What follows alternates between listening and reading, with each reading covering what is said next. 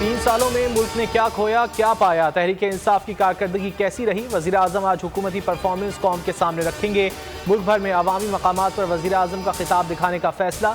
खिताब बराह रास्त दिखाने की तैयारियां जारी। फवाद चौधरी कहते हैं हुकूमत 3 साल की कारकर्दगी अवाम के सामने फ़ख्र से रख सकती है। 30 साल हुकूमत करने वाले अपना मुंह छुपा रहे हैं।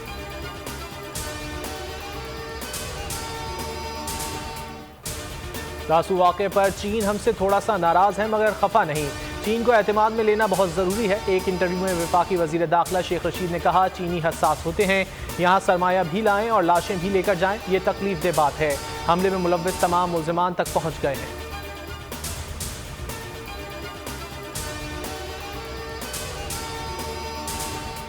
कोरोना का एक और हलाकत खेज दिन, मजीद 85 घरों में मातम। तादाद 25,305 हो गई।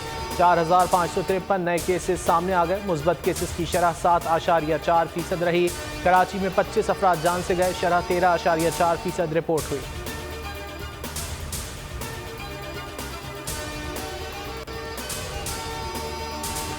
काबुल एयरपोर्ट पर तालिबान मुखालिफ तंजीम के हमले का खदशा। अमरीका, बरतानिया और ऑस्ट्रेलिया की अपने शहरियों को एयरपोर्ट छोड़ने की हिदायत। एडवाइजरी में कहा, शहरी काबुल एयरपोर्ट से दूर रहें। किसी और ज़राए से इनखला कर सकते हैं तो फौरी करें। इंतबाह के बावजूद एयरपोर्ट पर रश बरकरार।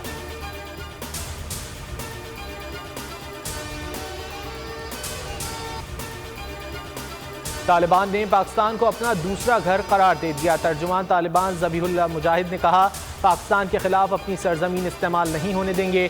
दो टोक पैगाम में बोले, किसी तंजीम ने अफगानिस्तान से पाकिस्तान में गड़बड़ की कोशिश की तो रोकेंगे।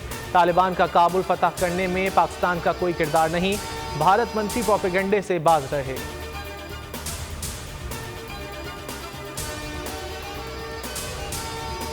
सी व्यू पर फंसे जहाज को निकालने का मिशन। MV हैंगटोंग को फंसे 1 महीना 6 दिन हो गए। जहाज को निकालने के लिए किए गए 3 ऑपरेशंस नाकाम। DG पोर्ट एंड शिपिंग कहते हैं सैल्वेज कंपनी को 2 से 3 दिन दिए जाएंगे। ऑपरेशन नाकाम हुआ तो कानूनी रास्ता इख्तियार करेंगे।